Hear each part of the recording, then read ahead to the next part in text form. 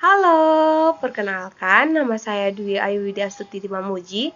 Saya akan menjelaskan mengenai anggaran sektor publik non-pemerintahan rumah sakit.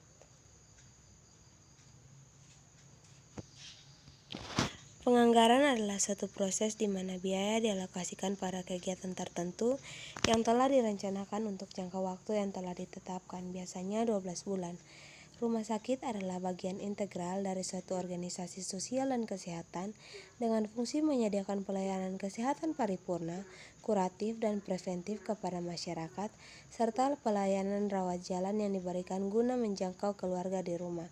Sedangkan anggaran rumah sakit adalah rencana kegiatan yang telah disusun secara sistematis dan meliputi seluruh kegiatan atau aktivitas rumah sakit dan dinyatakan dalam bentuk uang serta berlaku untuk jangka waktu tertentu yang akan datang.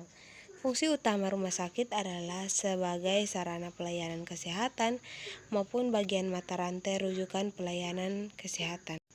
Faktor-faktor yang mempengaruhi penganggaran yang pertama adalah faktor internal, seperti penjualan jasa rumah sakit tahun yang telah berlalu, seperti rawat inap, rawat jalan, penunjang diagnosis, tindakan bedah, dan lain-lain. Yang kedua adalah kemampuan rumah sakit yang tersedia. Yang ketiga adalah keadaan personil, jumlah dan kualifikasi, modal kerja yang ada, dan yang terakhir adalah fasilitas yang dimiliki. Sedangkan faktor yang kedua adalah faktor eksternal. Yang pertama adalah keadaan pesaing, yang kedua adalah kecenderungan upaya kesehatan, yang ketiga adalah penduduk, teknologi, keuangan, personil, ketentuan pemerintah, dan lain-lain, keadaan perekonomian nasional dan penghasilan masyarakat, dan lain-lain. Yang berikutnya adalah prosedur anggaran. Pada dasarnya, yang berwenang dan bertanggung jawab terhadap penyusunan serta pelaksanaan anggaran adalah pimpinan tertinggi organisasi, karena pimpinan organisasi lah yang paling berwenang dan bertanggung jawab atas kegiatan organisasi secara keseluruhan. Namun demikian, dalam penyusunannya dapat didelegasi kepada bagian administrasi maupun bagian panitia anggaran. Pada umumnya, penganggaran diserahkan kepada bagian administrasi bagi organisasi yang kecil dengan kegiatan yang tidak terlalu kompleks. Nah, sedangkan panitia anggaran digunakan bagi organisasi yang besar dengan kegiatan yang kompleks, beraneka ragam, serta ruang lingkup yang berbeda. Penggunaan panitia dalam suatu organisasi disebabkan oleh berbagai pertimbangan. Sebagai berikut, yang pertamanya adalah sifatnya demokratif, yang kedua adalah sebagai alat koordinasi, alat untuk menampung informasi, alat dalam koordinasi wewenang dan untuk pemusatan wewenang dalam perencanaan program, pertimbangan dan keputusan kelompok lebih baik daripada perorangan, motivasi melalui partisipasi. Yang berikutnya adalah jenis anggaran rumah sakit. Anggaran yang pertama adalah anggaran statistik.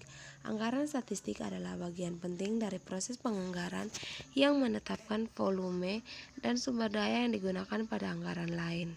Karena anggaran statistik ditetapkan ke dalam semua anggaran keuangan lainnya, maka keakuratan secara khusus adalah penting. Beberapa organisasi, terutama semua yang lebih kecil, tidak boleh memiliki anggaran statistik yang terpisah tetapi dimasukkan ke dalam data secara langsung ke dalam pendapatan dan anggaran biaya atau barangkali ke dalam anggaran operasional tunggal. Manfaat dari memiliki anggaran statistik terpisah adalah memaksa semua anggaran yang lain di antara organisasi untuk menggunakan setelan volume yang sama dan asuransi sumber daya. Yang kedua adalah anggaran pendapatan. Informasi rinci dari anggaran statistik dimasukkan ke dalam anggaran pendapatan yang menggabungkan volume data dengan data pembayaran kembali untuk mengembangkan ramalan pendapatan. Anggaran pendapatan seperti anggaran pendapatan usaha rawat inap, rawat jalan, jasa dokter, laboratorium, radiologi, farmasi, dan lain-lain. Yang ketiga adalah anggaran belanja. Sebagaimana anggaran pendapatan, anggaran belanja diperoleh dari data dari penganggaran statistik. Fokus di sini berada di atas biaya untuk menyediakan jasa dibandingkan hasil pendapatan. Anggaran belanja secara kas dibagi ke dalam tenaga kerja seperti gaji upah dan keuntungan tambahan dan komponen non tenaga kerja. Komponen non tenaga kerja meliputi belanja terkait dengan item-item seperti penyusutan, sewa guna, utilitas, dan administrasi. Yang keempat adalah anggaran operasional. Anggaran operasional atau anggaran rutin berkaitan dengan dukungan biaya untuk setiap kegiatan operasional selama tahun anggaran.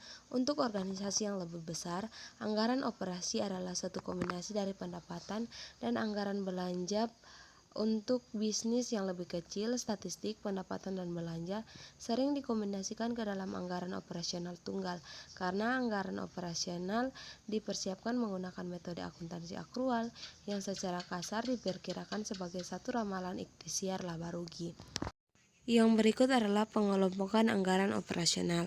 Anggaran operasional dibagi menjadi dua, yaitu anggaran pendapatan dan anggaran biaya. Anggaran pendapatan terdiri dari pendapatan usaha seperti pendapatan rawat inap, rawat jalan, jasa dokter, radiologi, laboratorium, farmasi, dan jasa-jasa lainnya, dan pendapatan lainnya seperti parkir, kantin, dan lain-lain. Sedangkan anggaran biaya meliputi anggaran biaya langsung usaha seperti biaya ruangan, poliklinik, dokter, laboratorium, farmasi, radiologi, dapur, dan biaya lain-lain jasanya.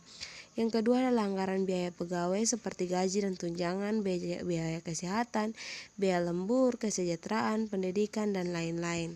Yang berikut adalah anggaran biaya barang dan jasa meliputi biaya pemeliharaan, administrasi dan umum, biaya rumah sakit, dan lain-lain. Dan yang keempat adalah anggaran biaya lain-lain seperti biaya penyusutan aktivitas tetap dan biaya lain-lain yang dibebankan di dalam rumah sakit. Yang berikutnya adalah jenis anggaran rumah sakit, anggaran kas. Anggaran kas berkaitan dengan rencana penerimaan dan pengeluaran kas yang dinyatakan secara kuantitatif oleh periode yang akan datang. Anggaran kas difokuskan pada kas organisasi karena anggaran operasi dan komponen anggaran menggunakan akuntansi akrual. Mereka tidak menyediakan informasi arus kas seperti laporan arus kas yang menuang kembali ikhtiar laba rugi. Untuk difokuskan pada kas, anggaran kas dihitung kembali terhadap anggaran operasi untuk difokuskan ke dalam arus kas akrual dan keluar dari bisnis. Anggaran kas memberitahukan manajemen atas bisnis diproyeksi untuk menghasilkan kelebihan kas yang akan harus diinvestasikan atau untuk mengalami kejatuhan singkat kas yang meliputi beberapa cara. Anggaran kas dipersiapkan bulanan, mingguan, atau berdasarkan harian dan digunakan untuk manajemen kas jangka pendek. Sekian dan terima kasih.